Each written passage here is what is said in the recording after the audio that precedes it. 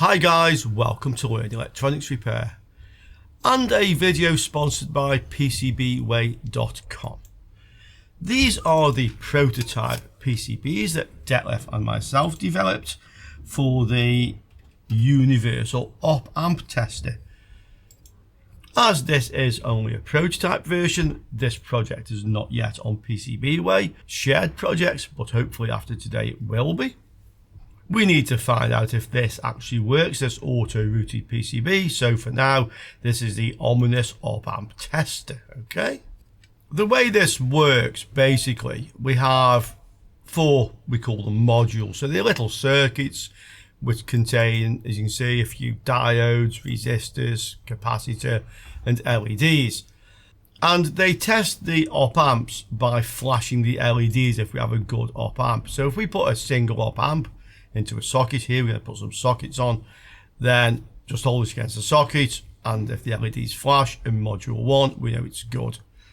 If it's a surface mount op-amp, we can hold it on here, or this is the little SOT23-5 package for op-amps we sometimes get. We just hold them against the PCB and we can test them. Same with the dual. When we're testing dual op-amps, both module 1 and module 2 will flash. And again, we have the normal DAIL package, we have the small outline IC or SOIC package, we have the single inline package, and on this side we have the quad op-amps and comparators. Now, when we put a quad in, modules 1, 2, 3 and 4 all flash, okay? Now, you may think, well, if we have quad comparators, what about the dual comparators? Well, we don't need a separate socket for them because dual comparators have the same pinout as dual op-amps, standard pinout, okay? Quad comparators have a different pinout by standard, so that's why we have different sockets. The breadboard which fits here against some rows of header sockets is so we can test op-amps which don't have a standard pinout. We plug them into the breadboard and you can see you have the various signals, power and ground, and then inverted and non-inverted inputs 1, 2, 3 and 4, outputs 1, 2, 3 and 4, and the same repeated down here. So from either side we can just strap some little DuPont leads, that's like the wires with a little pin on the end, into the breadboard, and we can just quickly make up a tester. There are two switches on here. This one sets the maximum current at either 20 or 50 milliamps. That's the total current for the package, okay? So effectively for a dual op-amp, each op-amp can draw half of that. With a quad, it's a quarter, okay? And there's a switch. So the switch here is sink and source. What this allows us to do is either use the op-amp we're testing to supply current to the LEDs, or to sink current, so the current comes through the LED and the op-amp connects it to ground. That means we can test the output both ways to see if the op-amp can supply current and sink current. In the case of a comparator, dual or quad, or for that matter if we have found a single comparator, with a comparator the output is open collector or open drain, which means that comparators can only sink current, they can't source current, okay? So that's what we actually have here. You can see it all laid out. So I'm going to populate this PCB and then let's try it. Let's see if the design actually works. And there it is, assembled. I've put the breadboard in the middle here. It doesn't quite fit on the PCB, by the way. I could have pushed it that way, but it's fair enough, yeah. If we do another version for any reason, then we will actually make that fit properly. It's also longer, so there's extra couple of rows here that we don't use, but it lines up nicely at the top with these. So this is for putting the DuPont leads if we want to test any device that's a non-standard type pinout. So these are the DuPont leads I mentioned. You know, we can connect, for example, power to wherever we need it. Or from the other side, that's the whole idea. These are both identical, it just keeps the wires tidier, yeah. So this is how this actually works. And your device just plugs in here, okay. This is designed to run on between 6 and 12 volts. I'm going to run it at 9 volts. That's an ideal voltage. I mean, you could run this from a battery, for example. I didn't have this resistor 62 ohms. I put a 56 ohm. That means the 20 milliamps will be a bit more than 20 milliamps now. The switch itself doesn't exactly fit. This was meant for a little slider switch similar to this, but I don't have the correct switches here. But you can see I attached a toggle switch without any problem there. It certainly works well enough. I'll leave it at 50 milliamps for now. But no, let's go for the 20, which will be a bit more than 20. This, as I mentioned, sets the op amp which you're testing to sync or source current. You probably want to test it in both modes. Okay, so it's powered up. Now the first thing I noticed, when I change this from sync to source, LEDs are kind of switching over. Yeah, so this one or this one. And they lit dim. They are dimly lit, okay? But I noticed that they work the opposite way round. This one is different from all the others, I think. Yeah, this one are kind of like back to front compared to the other ones. And this one doesn't really work properly. So with this one, this LED just flashes. This one actually lights. So before we test any op amps, I need to have a look to see if I can figure out what is the difference on this module, why it's not behaving the same. So this is brightly lit to start with, and it does sort of switch, but not as you would expect, okay? I should have put green LEDs in on one pair so they change colour between sync and source. I just forgot that.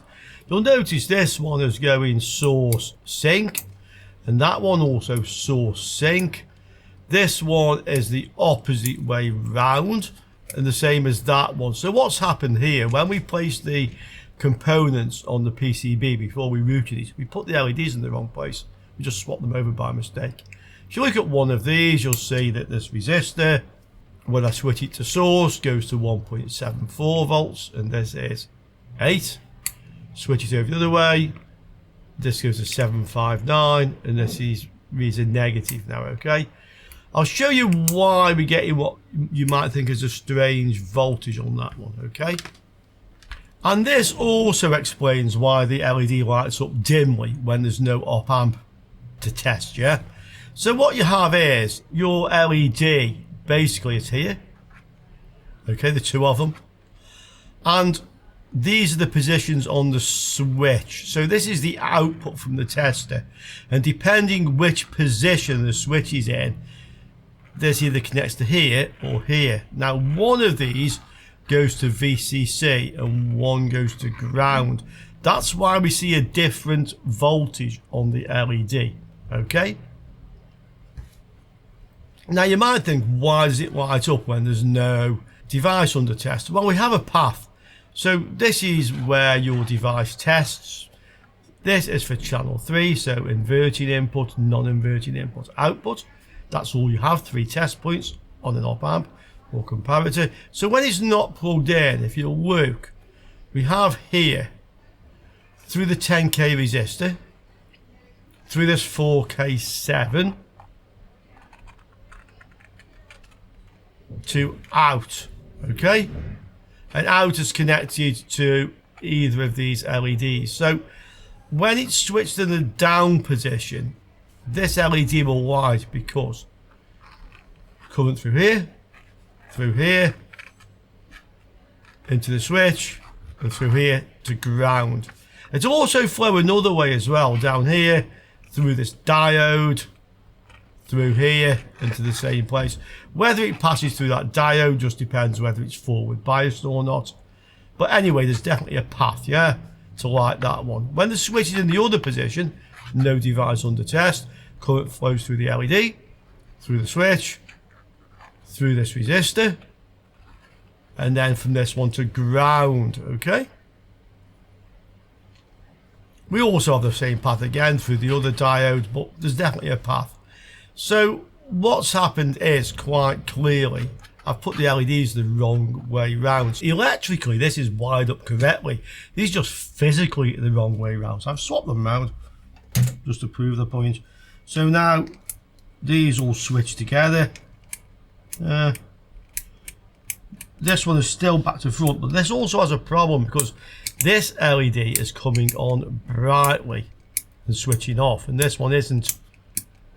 Well, it flicks, that's all it does, yeah? So let's have a look to see what's wrong with this one. I think I'll start by tracking this out. So we have the schematic. Okay, one schematic, let's see. This is channel 1, module 1. So we have it here. So one of our LEDs should connect via R6 to VCC. Let's check that. So this is the anode, which is the positive end, going to VCC via R6. And that is LED 1. So positive end of the LED, yes, goes to R6. And the other end of R6 goes to VCC power, which is not here because we're coming through this regulator. It's actually on pin 1. So that's correct. We have as far as there. Then the other end of this LED, that goes to the switch, and it comes back out at the switch. Let's have a look. So that should go to the switch here. Switch 1 red. Okay, and then switch 1 out. That should come back to one end of R5 and one end of R4 when the switch is in one position or the other. So let's have a look. R5, R4. We know that the VCC connects to here. It's this end of the LED, and that should go via the switch to the junction of R5 and R4, which is here. Okay, that goes to there, and it does when the switch is in the up position, but not in the down. Okay, so switch it back. Okay, this then should connect to R2 via R4 and should go to ground. Let's have a look.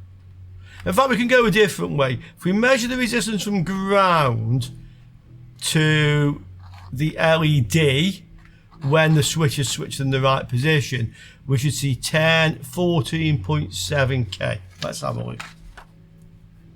So from ground, and this actually is ground, to this end of the LED when the switch is up, is only 4k7.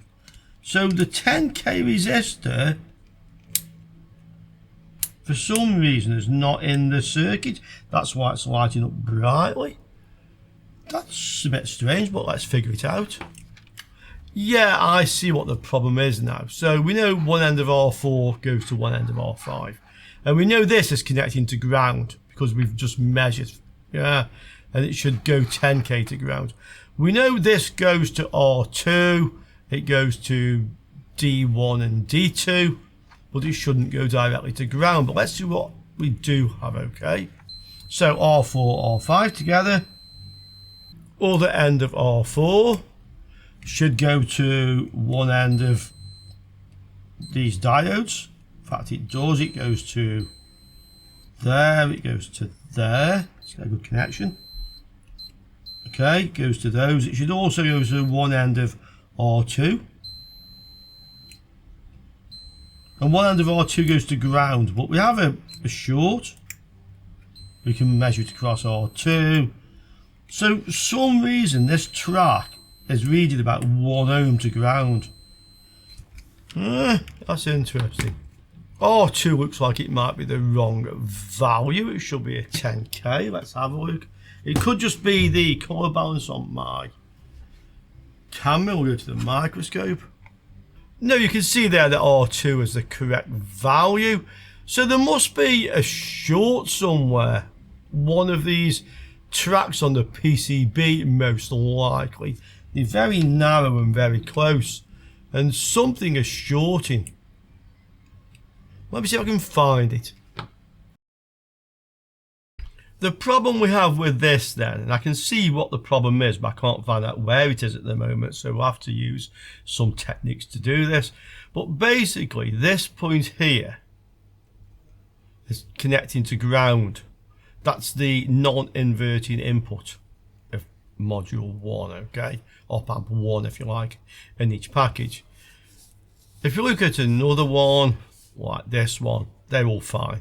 Yeah, it's just this one plus. Now, I lifted one end of this resistor. I wanted to see which end was ground. I've managed to figure it out anyway, because you can see that we have the equivalent resistor. So R2 there, we have R15 here, and there's some more. R18, R29, okay.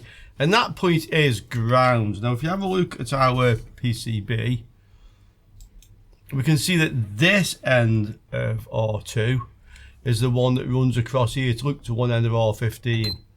So that actually is ground. This is the point where we have the short to ground.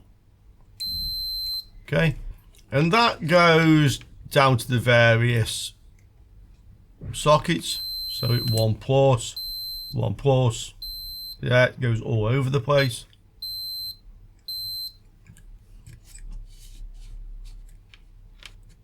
On all of these. Okay, so we need to figure out where the short actually is. There are very thin tracks on here, so we might be able to do something with the milliohm meter, maybe, but it's going to be a bit difficult to get the connection into here from the clips, but we can try from the Kelvin clips. So let's have a look at that. The other option would be effectively to start cutting a few tracks on the PCB and isolating parts of this circuit. Okay, but for now, let's just have a look to see. So we're going to go on all the 1 plus and see if we can see where the short is. I mean, another way would be to stick some voltage on here and just see effectively what warms up. We might even be able to get these thin tracks to warm up if we put a current limit on and see it with the thermal cameras. That's another way. So we've got 3 different things we can do here, and they're all interesting. So here is the milliohm meter, but because of the Kelvin probes, I can't get these into these sockets easily. I've just realized actually another way which would be easier to do, so let's try it the other way.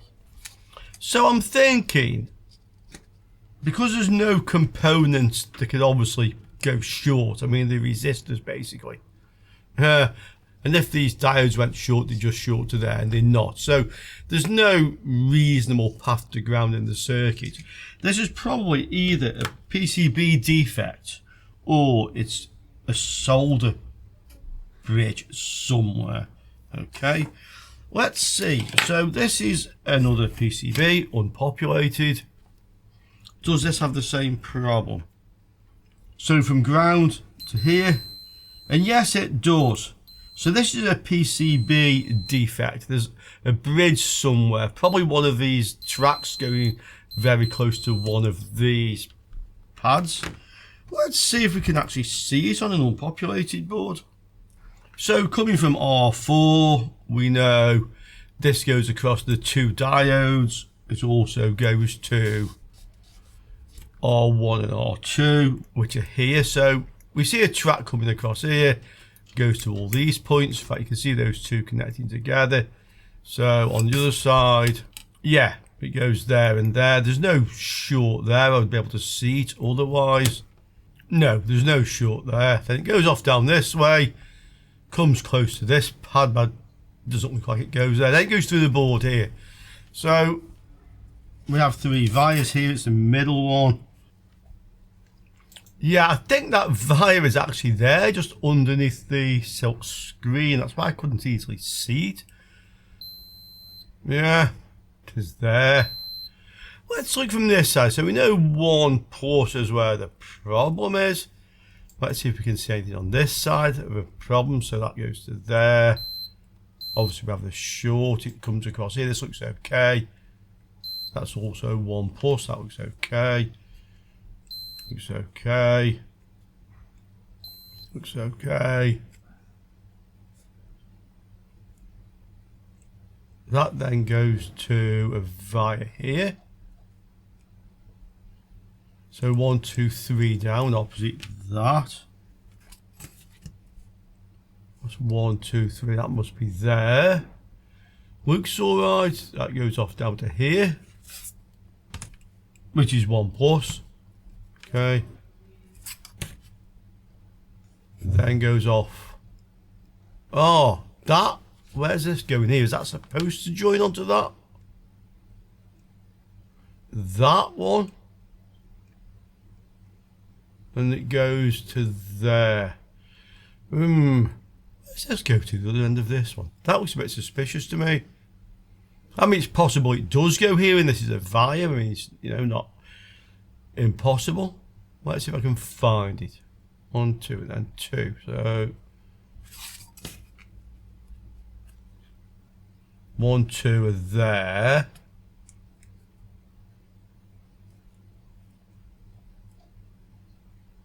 Well, that looks, that goes to ground.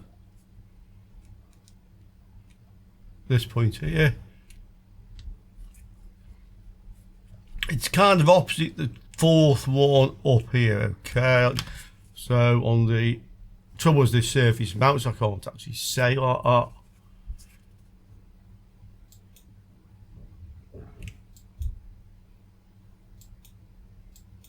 And this is 1 of 3. I'm just trying to, it's a bit difficult, you know, guys, to just figure out where you are on the opposite side, but I think that might be the problem. Let's try another method. We'll get the coordinates if you like. So the one I'm interested in, which is just over, it's about 6 millimeters that way. Okay, and it's about 2.7 that way centimeters. So that brings us into this area. Looks like it might be that one. Is that 6 millimeters up? Yeah. So I think that's where the short is. There. We can prove this. If we cut the track and the short goes away, we know the short is where that is on the other side of the board. That via, okay, connecting to another track. But let's just, as I mentioned other ways, let's try, for the sake of interest, another method of doing this. I'm going to connect my bench power supply. So I'm connecting to the line which has the short, this 1 plus line, okay? And I'm going to connect the other end to ground. Now I've set the bench power supply to about 1 amp. Actually, I'll turn it down a little bit from that. So let's just short it a moment. Okay, let's put it down to about 500 milliamps to start off with. Close, okay. So this should put half an amp, 500 milliamps into the fault. I'll do this on the one that I've built. And there we have 500 milliamps flowing in, okay. Now what I want to do is see, does anything warm up? I don't think anything will warm up at this temperature, okay. But the millivoltmeter might help me. So this is on millivolts. This will read down to 0.001 of a millivolt. That's a microvolt. This is my little Aneng 888. I use it for this purpose. Get an Aneng 8009 or something similar if you want to, guys. It's very good for this. So if we measure here, this is where we're injecting voltage. And it's actually reading too high to read. Yeah, it's reading over. Let me just go on to these 1 pluses. Let me see if I can find somewhere. No. What I'm going to do is I'm going to turn the power supply down. That's 600 millivolts. I think actually I probably can't do this like this. Let me see. I'll just go up on range. No, it's actually I'm going to have to go up to the volts range and it probably isn't sensitive enough then. Let's see. So, yeah, that's reading down to 0.1 of a millivolt. So this should see the 600 now. Okay, 166. That's what's coming in. 166.8. Now I'm going to measure from each point that I see this 1+, so that's lower. So that means the current is flowing through a track, so the current's coming this way. Okay, where else do we have 1+ here? About the same. That's less again, 114. That's more, so somewhere in this region. 114. I also have 1+ in the thing here, if I can get a connection onto it. 166 again, it's higher. 140, it's higher. So that's telling me the problem is somewhere in this area. That's the lowest reading. And that's kind of where I've come to anyway. I have the little SMD positions as well, so 1+. Oh, that's 90, that's even lower. Okay, 90, and this one,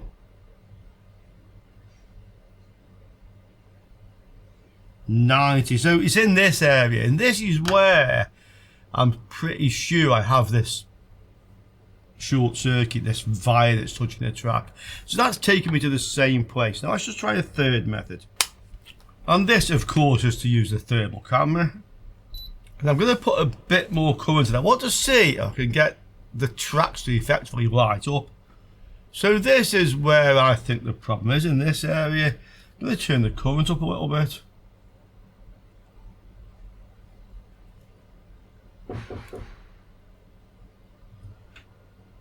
A bit more. So I'm going to go up to, let's see, about an amp. Ah, now look. You can see the red track there. There's current flowing through that track. Can you see it?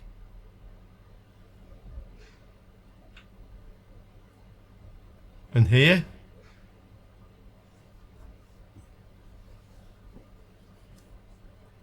This is the one where I'm pretty sure the short is. You see the current in the wire? Yeah.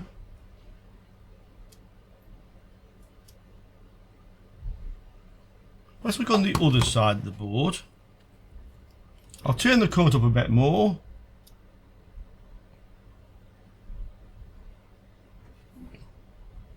We're just over an amp now. Can you see them?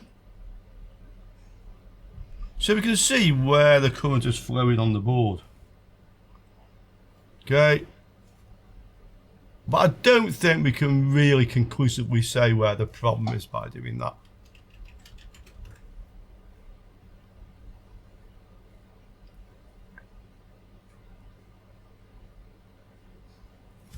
Still, it was an interesting experiment. So what I'm going to do is I'm going to scrape away this track either side of here, cut through it, and then put a wire from there to there, because obviously this other track goes somewhere. I want it to continue to go somewhere through that via, and this one we can see clearly comes down this way. So let's do it. Okay, so there's the repair or modification, if you like. So from here, we can go, I've scraped a little bit here, so we have continuity. Okay, we no longer have continuity to this part, and if we flip this over and we go from 1+ to ground, we no longer have a short. So let's see if our op-amp tester works now. I've connected the bench power supply. We can see now that 4 of the LEDs are lit up dimly. Okay, switch the switch and it goes to the opposite ones. This one is still reversed physically, not electrically. And some of these LEDs should have been green anyway, so let's do that. Let's put the green ones in to make it a bit more sensible. Let's see then, guys. And yes, this now works. So you can see in the source position, the red LEDs light up dimly. In the sink, the green light up dimly. Okay, so the tester itself is functioning. Now the problems I had with this are not an issue with PCBWay. When you upload a Gerber file, PCBWay audit that file, and what they're looking for is to check whether it breaks any design rules. In other words, tracks too close to the edge of the PCB or too close together and such like. They cannot check to see, for example, that you have a track wide enough to handle the current that is going to flow through it. And they cannot check things like if your Autorouter, which I'm sure what went wrong, and it wasn't PCBWay's Autorouter, decides to put a wire practically on top of a track flowing on the other side of the board, because that's what's happened. Yeah, so PCBWay checked this, and that was perfectly valid to have a wire connected to that other track. They do not know, and they cannot know what your project's supposed to do and how it's supposed to be connected up. So it's entirely up to you guys to submit a Gerber file that actually works. Yeah, a schematic that works. Okay, so let's test this now. Let's get some op amps and let's see how well it actually tests them. I'll do the single op amp first. So this is a UA741, extremely common op amp, 741, and we just rest it on the socket and module 1 flashes. Okay, source and sync. So we can see these are much brighter than these ones and they're flashing. Okay, so this op amp is good, and it can both supply current from its output and sync current into its output. Let me see if I've got any SMD ones of these. I don't have this type. I may have that type. Unfortunately, I don't have. This is a different type of single op amp, OP07. Okay, working just fine. So let's move on to dual op amps. This is the LM358 ubiquitous op amp. Yeah, both flashing. Okay, you'll see they go out of sync. That's because of slight differences in the value of the timing capacitor or resistor. Yeah, but that's good. Here's another common one, at least in audio circuits, mixers and such like. So this is a BA4560. Yeah, good. I also have some of these. So these are single inline, BA4558, another common one. Okay, I'm not sure if these are op amps or not, but let's plug one in a moment. So let's try this. This should plug into here. Yeah, look at that. I'm just having to hold it in place a little bit. It's making a bit of a bad connection. These are pulls. You can see they're not new ones, but it tests it. I don't know what this chip is, but let's just see. BL3102. Well, if it's an op amp, it's a faulty one. What is that thing, in actual fact? Well, it's a CMOS clock generator, okay? So it wasn't an op amp. And the tester basically told us that. Although I wouldn't particularly recommend plugging unknown chips into this thing. Having said that, it's relatively safe because I have this set to 20 milliamps, okay? Constant current maximum. I think I might have some surface mount dual op amps. Let me have a look. Yeah, I have some 4560. So let's try. All we need to do is just rest the chip on here and get it into position. Because we have the constant current source, you shouldn't damage it in any way. But once we get it right, it should flash. There, okay. And we can switch. Yeah. So you see they're actually very easy to test on here. Let's look at some comparators. So this is a dual comparator, LM393. This should work exactly the same way as a dual op amp, but it will only be able to sync current, not source current. Okay, so we plug it into there. we're on sync, which is great. If we go to source, it can't source. That's normal for a comparator. In fact, that tells us this is a dual comparator and not a dual op amp. So that's all the dual chips done, I think. Let's look at some quad. Here we have LM324, very common quad op amp. This one is a pull by the looks of it. So let's see. They're flashing. And they're flashing, okay. So we know that is a good pull. Again, I'm just struggling sometimes to make a good contact because the legs are bent, basically, you can see that. But it works. Here's another common one, TL074. Let's try it. Yeah. Okay. TL084.